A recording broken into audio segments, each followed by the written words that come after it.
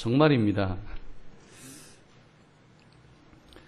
오늘 우리는 8.15 이 광복절을 맞이해서 우리가 기념 감사 예배를 드립니다.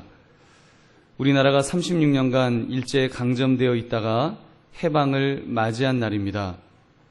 그런 날 지금 우리가 이렇게 해방이 되어서 주권국가로서 또 이렇게 부흥 발전하는 나라로서 이렇게 있는 것이 얼마나 감사한지요. 특히 우리가 함께 예배 드릴 수 있고 더군다나 우리 아이들과 함께 우리 어린아이들과 함께 이렇게 예배 드릴 수 있다고 하는 이 사실, 여러분 이것이 얼마나 그 감사한 일이고 감격적인 일인지요. 아마 우리 그 당시 우리 일제의 그 강점기에 있었던 그 당시 있었던 우리 기독교 우리 크리스찬 선배 목사님들이나 우리 성도님들이 지금 이 모습을 본다면 너무너무 좋아하실 거예요. 여러분 정말 이런 시간을 주신 우리 하나님께 우리 감사할 수 있기를 바랍니다. 저는 이번 8.15 광복절을 맞이하면서 우리 모든 성도들의 마음 자세가 좀 더 건설적이었으면 좋겠다 하는 마음을 가졌습니다. 왜냐하면 요즘 일본과의 관계가 감정적으로 별로 편하지 않기 때문입니다. 일본 자민당 소속 정치인들이 독도가 자기네 나라 땅이라고 우기면서 울릉도를 가보겠다 이렇게 한국을 오려고 했습니다. 물론 우리 정부에서 강제 출국을 시키긴 했습니다만 왠지 찜찜한 느낌이 듭니다. 사실 36년간 받은 수모와 학대를 생각하면 자다가도 벌떡 일어날 정도로 그 의분이 치밀어 오릅니다. 그러므로 오늘 같은 날 좀 마음 푹 놓고 좀 일본인에 대해서 좀 적개심을 가지며 미워하면 어떨까 그런 생각도 좀 해봤습니다만 여러분 그렇지 않습니다. 우리 그렇게 하면 안 됩니다. 적개심을 가지고 미워하는 마음을 가지는 것은 결코 하나님이 원하시는 마음이 아닙니다. 여러분 우리는 그 마음을 다른 방향으로 좀 더 신앙적인 방향으로 풀어가야 합니다. 그 신앙적인 방향을 우리 살펴보심으로 이번 8.15 우리 광복절 우리 감사 예배를 드리면서 좀 오늘은 기도할 때입니다라는 제목을 가지고 우리 함께 말씀을 나눌 수 있기를 바랍니다. 사랑하는 성도님들, 우리는 일본에 대해서 적개심을 품을 것이 아니라 우리가 당한 과거에 대하여 우리 속 깊은 곳에서 그 원인을 찾아내어야 합니다. 아파야 합니다. 많이 아파야 합니다. 진심으로 아파야 되고 그동안 우리 민족이 하나님 앞에서 어리석게 살았던 것들부터 먼저 회개하면서 아파하는 시간을 가져야 할 줄로 믿습니다. 오늘 우리가 읽은 느헤미야의 상황을 여러분 한번 살펴보시기 바랍니다. 어쩌면 느헤미야는 우리와 거의 흡사한 상황에 처하여 있었습니다. 상황적으로 본다면 우리에게는 종결된 사건, 과거형 상처라고 한다면 느헤미야에게는 현재 진행형의 상처였습니다. 자기 나라를 망하게 한 왕 앞에서 자기는 술 맡은 관원장으로서 일을 하고 있는 실정이니 그의 마음이 어떠하였을까요? 여러분, 그의 처지를 우리나라의 상황과 연결시켜 보았습니다. 만약에 내가 일본에 끌려가서 일본 천황을 위해서 술 맡은 관원장이 되었다는 것과 똑같습니다. 여러분 같으면 어떻게 하시겠습니까? 만약에 그런 상황이 주어진다면 어떻게 하겠냐는 것입니다. 주여 감사합니다. 원수의 나라 수장을 응징할 절호의 기회를 주셨으니 참으로 술에 독을 타서 이 시간 천황을 암살해야 되겠습니다. 여러분 이러지 않겠습니까? 물론 그것도 필요합니다. 필요하면 그렇게 해야지요. 우리 안중근 의사, 윤봉길 의사 이런 분들은 자기 생명을 걸고 나라를 되찾기 위해서 몸을 던졌습니다. 그러나 그런 일은 특별한 경우입니다. 여러분 그리고 그런 일은 세상적인 가치관으로 행할 수 있는 최선의 방법일 것입니다. 단순히 애국하는 마음으로는 당연히 그렇게 행동해야 맞을 것입니다. 그러나 하나님 나라에 속한 백성으로서는 다소 극단적입니다. 우리 믿는 사람들은 좀 그 이상의 것을 볼 줄 알아야 합니다. 여러분 영적인 부분을 보아야 합니다. 그것이 무엇입니까? 오늘 느헤미야가 보여준 모습입니다. 여러분 느헤미야를 보십시오. 느헤미야는 비록 자기 몸은 아닥사스다 왕을 섬기고 있었으나 그의 마음은 늘 조국 유대 땅에 대한 관심이 있었습니다. 유다에서 사람들이 오면 그를 찾아가서 그분들에게 나라의 형편을 물었습니다. 우리 2절 3절 말씀 우리 한번 같이 읽겠습니다. 시작. 내 형제들 가운데 하나인 하나니가 두어 사람과 함께 유다에서 내게 이를 얻기로 내가 그 사로잡힘을 면하고 남아있는 유다와 예루살렘 사람들의 형편을 물은즉 그들이 내게 이르되 사로잡힘을 면하고 남아있는 자들이 그 지방 거기에서 큰 환난을 당하고 능욕을 받으며 예루살렘 성은 허물어지고 성문들은 불탔다 하는지라. 여러분, 지금 느헤미야가 관심을 가지고 있는 나라가 어떤 나라입니까? 자랑스러운 나라인가요? 이렇게 월드컵 4강에 진출한 나라인가요? 여러분, 지금 아니지요. 월드컵 16강도 못 들어가서, 나라의 주권조차도 지키지 못해서 빼앗겨버린 그런 나라입니다. 이미 망해버린 나라입니다. 그래서 이제는 이스라엘 사람이라고 말하기가 부끄러운 그런 나라입니다. 그런데도 그는 예루살렘 성의 형편을 물었습니다. 유다 나라 백성들이 어떻게 되었나요? 예루살렘 성이 어떻게 되었나요? 그럼 물어봅니다. 여러분, 어떻습니까? 우리도 그런 마음을 가질 수 있을까요? 만약에 우리나라가 그렇게 망하게 되었다면 여러분, 내 나라, 내 조국을 향해서 그러한 정말 뜨거운 마음을 가질 수 있을런지 한번 내 자신에게 한번 질문해 보시기 바랍니다. 요즘 우리나라가 돌아가는 것을 보면 너무 답답한 것들이 많지요. 그러다 보니까 좀 무관심해지고 있지 않는가 그런 생각도 해봅니다. 아예 정치는 알고 싶어 하지 않습니다. 아예 이제 모르겠다. 이제 포기한다. 여러분, 우리 사실 그런 마음이 좀 듭니다. 그러나 여러분, 느헤미야를 보십시오. 느헤미야는 예루살렘 성이 허물어지고 성문들이 불탔다는 이야기를 들었을 때 그는 울었다고 했습니다.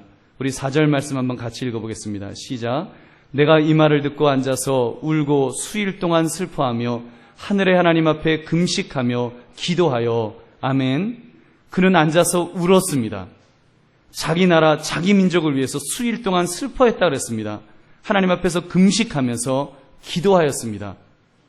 여러분, 이렇게 느헤미야 이 모습, 그가 왜 슬피 울며 금식하며 기도했는지 5절부터 9절까지를 보면 잘 알 수 있습니다. 그가 무엇이라고 기도하고 있습니까?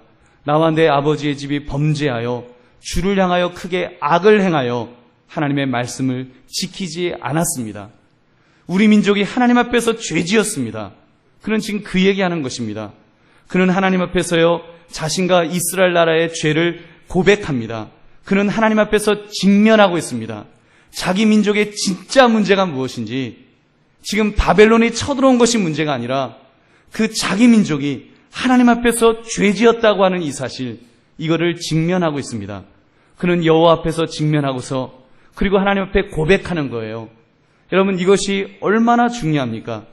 사실 나라를 잃은 서름을 당하게 되면 과연 이렇게 직면하기가 쉬울까요?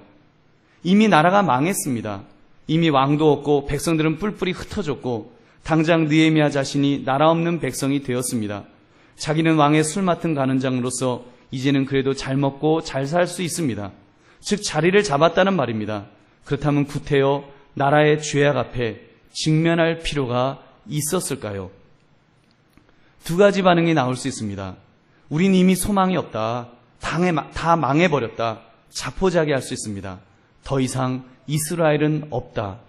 더 이상 소망은 없다. 유다 나라는 없다. 그냥 나 혼자 잘 먹고 잘 살다가 가면 그만이다. 피하고 싶은 마음이 있을 것입니다. 아니면 정반대의 반응도 있겠죠. 적개심을 품는 것입니다. 우리나라가 이렇게 망하게 된 것 저 바벨론 사람들 때문이다. 이놈들이 원수다. 정말이지 죽여버리자. 하나가 남을 때까지 목숨을 걸고 죽이자. 이렇게 일을 갈 수도 있을 것입니다. 그런데 느헤미야는 참으로 건강한 태도를 보이고 있습니다. 그는 하나님 앞에서 자기들이 범죄했노라고 자신의 죄를 먼저 보고 먼저 고백하고 사죄의 은총을 하나님에게 구하였던 것입니다.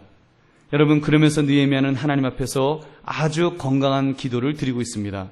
우리 8절 9절 말씀 우리 한번 뜻을 생각하시면서 우리 같이 읽어보겠습니다. 시작.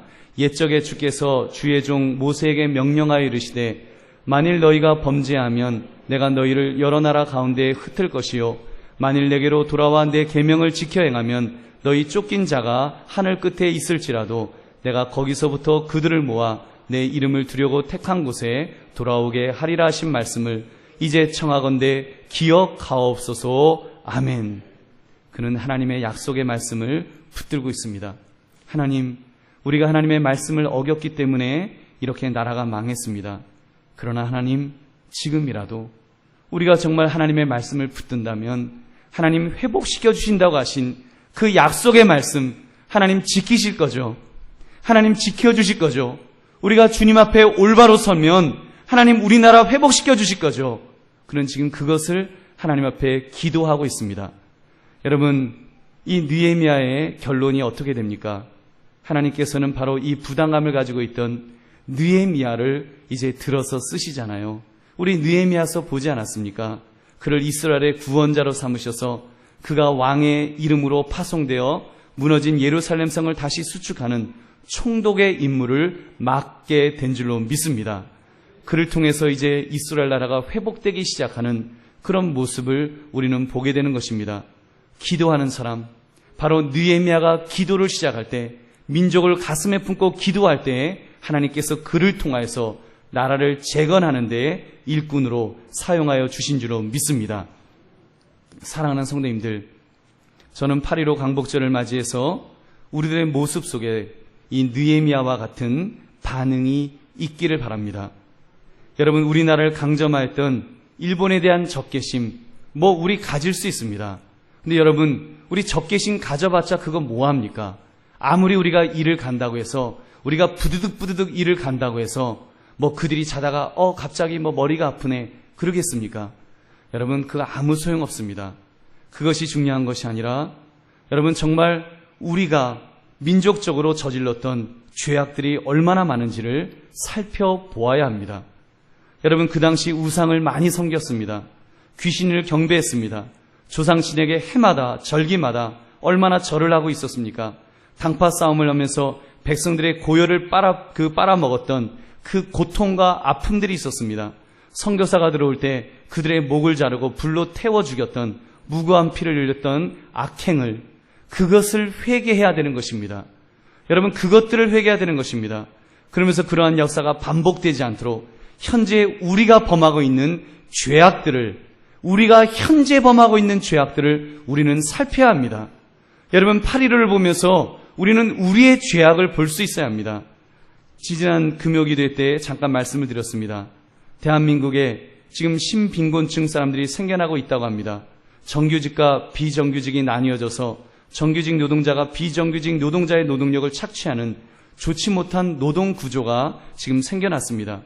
세상이 그것을 지적하는데 교회는 문제의식조차도 가지고 있지 않는 것은 아니지요. 여러분, 용서하십시오. 지금 이러한 구조는 정말 우리 20년 전 사주가 노동자의 노동력을 부당하게 착취하였던 그 상황과 별반 다르지 않다고 봅니다. 정규직을 얻게 되면 이제는 됐다 안심을 하고, 비정규직의 분들은 또 끊임없이 정규직이 되는 그날을 꿈꾸면서 착취당하고 있는 현장, 그리고 본인이 정규직이 되면 그때부터는 또다시 착취하는 악순환의 고리를 가지고 있습니다. 여러분, 우리 하나님 앞에 그것도 회개해야 합니다. 이 땅의 부조리를, 지금 신빈곤층이 열심히 일하고 있음에도 불구하고 빈곤층에서 벗어나지 못하며 피 끓는 절규하는 그 소리가 하늘에 닿기 전에 우리가 회개해야 합니다. 우리가 어떻게 해야 될지 모르겠어요. 연구해야 합니다. 그리고 우리가 적어도 우리 믿는 사람들은 그것을 놓고 기도해야 됩니다. 하나님, 그런 일이 일어나지 않도록, 더 이상 그 부익부 빈익빈이 너무 심해지지 않도록, 점점 심화되지 않도록. 지금 세상은 그렇게 흘러갑니다. 지금 세계화 속에서요, 지금 그것이 세상의 흐름입니다. 이거 막기가 힘들어요. 막을 수가 없습니다. 그러나 여러분, 그럼에도 불구하고 우리 믿는 사람들은 기도해야죠. 그 부분을 놓고 하나님, 지금 얼마나 많은 젊은이들이 정말 피 끓는 그 절규를 하고 있는데 그들이 일하고 싶어도 일할 수 있는 자리가 없고, 일을 해도 2년에 한 번마다 다시 고용돼야 되기 때문에 불안에 떨고 있는 그런 젊은이들이 얼마나 많고, 그런 가장들이 지금 얼마나 고통받고 있는지를 우리가 보아야 합니다. 우리나라의 이 악한 경제구조 하나님 변화시켜달라고 우리가 주 앞에 기도해야 될 줄로 믿습니다. 어떤 아이들이 요즘은 또 어린아이들 컴퓨터 게임에 빠져서요, 게임 중독에 빠져 있는 이런 현실도 있지 않습니까? 아이들이 게임에서 실제로 사람의 손과 발을 잘라나가는 그런 끔찍한 장면들, 피가 퍽퍽 튀기는 그런 게임들을 여러분, 우리의 자녀들이 하고 있다는 사실, 여러분, 우리가 알고 있는지요? 우리의 손주들이 지금 그런 게임을 하면서 그들이 아무 비판의식 없이 재미있다고 그것을 반복하고 세뇌되고 있다는 것입니다. 그러면서 좀 더 하면서 좀 더 말초신경을 자극하는 게임들이 계속 만들어지면서 그 아이들을, 그 인성을 계속 망가뜨리고 있습니다. 여러분, 그런 것이 죄악임을 우리는 깨달아야 합니다. 성적인 타락은 어떠합니까? 요즘 우리 초등학교 학생들 저기 앉아있지만 쟤네들 되게 순진해 보이죠. 근데 쟤네들 학교에서, 반에서 정말 그 어떤 이야기들이 오고 가고 있는지 여러분 상상이 되시는지요? 저 순진해 보이는 아이들에게 어떤 아이들은 어른들도 납득고 할 행동들을 그 교실에서 스스럼 없이 그런 행동들을 하고 있답니다. 직접 보진 못했지만 들었어요. 초등학교에서 그런 일들이 벌어진대요. 중학교에서는요, 그런 이야기하면 웃습니다. 그거 초등학교 때 다 졸업했다고. 그거 시시하다고 이제는. 여러분, 그런 시대입니다. 우리가 지금 처한 현실이 우리의 자녀들이 그런 속에서 지금 자라나고 있습니다. 신촌 대학가를 갔더니 타로 점집이 얼마나 많던지요. 어른들만 점치는 줄 알았더니요, 젊은이들 모양만 바꿨지 그 카드로 치는 것이라서 그렇지 똑같이 어른들처럼 미신에 묶여 있더라고요. 그래놓고 자기야 우리는 천생연분이야 그러고 있습니다. 장난 같지만 여러분, 그들의 영이 그러면서 그 영혼이 그 미신에 묶이는 것입니다. 여러분, 그러나 그렇다고 절망할 일은 아닙니다. 그렇게 절망적인 모습이 있음에도 불구하고 소망이 있는 줄로 믿습니다. 그 소망이 무엇입니까? 바로 제2의 느헤미야, 제3의 느헤미야 같은 사람이 우리 아이들 중에, 우리 청년들 중에 있기 때문인 줄로 믿습니다. 오늘 8.15 예배를 드리는 우리 학생들이 참으로 제2의, 제3의 느헤미야, 바로 그 역사의 주인공이 되기를 주님의 이름으로 축원합니다. 정말 우리 아이들이 그렇게 됐으면 좋겠습니다. 새벽 이슬과 같은 젊은이들이, 정말 그 어린 순수한 아이들이 순수함을 가진 그것을 가지고, 그 뜨거운 피를 가지고 주님 안에서 끌어오를 수 있었으면 좋겠습니다. 이 나라 이 민족을 바라보면서 거룩한 부담감을 가지시기 바랍니다. 나 어떻게 먹고 살지요? 목사님, 나 앞으로 어떻게 살아야 될지 아무 생각 없어요. 그런 생각하지 마시고, 그런 고민하지 마시고 좀 그 이상의 고민을 한번 해보십시오. 하나님, 내가 이 나라 이 민족을 위해서 어떻게 살면 좋을까요? 내가 좀 이 나라 이 민족을, 좀 대한민국을 한번 내 가슴 속에 한번 품어봤으면 좋겠습니다. 한번 세계를 가슴에 품어보는 그런 인생을 한번 살아봤으면 좋겠습니다. 우리 아이들이지만 정말 마음속에 그런 마음을 한번 품어보시기 바랍니다. 하나님, 내가 우리나라를 한번 가슴에 품어보겠어요. 어떻게 살면 하나님이 기뻐하시는 삶을 살게 될까요? 하나님, 나를 좀 사용해 주세요. 내 인생에서 내가 정말 이 나라 이 민족을 위해서 쓰임받는 일꾼으로 그렇게 쓰여지기 원합니다 하면서 한번 가슴을 한번 열어보시기 바랍니다. 아까 제가 오전 예배 때 말씀드렸지만 그 병원 원장 선생님 아들은 고등학생인데 아버지 따라서 선교 다니다가 나는 하나님 몽골족을 위해서 그 의료 선교하는데 아버지의 뒤를 잇고 싶습니다.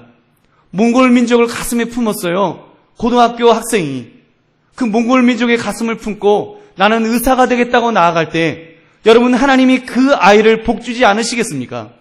하나님이 그 아이에게 지혜와 명철을 주지 않으실까요? 그 아이에게 건강 주지 않으실까요? 집중력을 주지 않겠습니까? 그 아이는 틀림없이 의사가 될 줄로 믿습니다. 하나님이 그 아이를 들어 쓰셔서 몽골 민족 그 어려운 사람들, 수술받지 못하고 언챙이가 되어서 그 병신 소리 듣는 그 그 무료로 치료해주고 수술해주는 그 귀한 사역에 그 고등학교 그 학생이 앞으로 쓰이게 될 줄로 믿습니다. 여러분, 저는 우리 한강교회 우리 자녀들이, 우리 주일학교 아이들이 그렇게 쓰임받았으면 좋겠습니다. 나라와 민족을 가슴에 품고, 어려운 사람들을 가슴에 품고, 세계에 지금 어려운 사람들, 굶어 죽어가고 있는 아프리카에 죽어가는 아이들을 가슴에 품을 수 있는 아이들, 그런 사람이 된다면 하나님께서 얼마나 위대하게 쓰실지요. 여러분, 정말 우리가 우리의 자녀를 위해서 기도합시다. 하나님, 우리의 자녀가 나라와 민족을 가슴에 품고 세계를 가슴에 품을 수 있는 그런 아이로 자라게 하옵소서. 정말 우리의 자녀들을 통해서 앞으로 1000명, 10,000명, 10만 명을 먹여 살릴 수 있는 그런 아이들이 우리 한강교회를 통해서 나오게 해달라고 기도할 수 있기를 바랍니다. 여러분, 그래야지 우리나라 삽니다. 우리 민족이 살아날 수 있습니다. 우리 아이들이 그런 가슴을 열고 있을 때 하나님께서 그런 아이들에게 복을 주셔서 앞으로 그런 은혜와 복을 부어 주실 줄로 믿습니다. 우리 어른들도 마찬가지입니다. 여러분, 지금이야말로 우리가 기도할 때입니다. 일본 욕할 것 없습니다.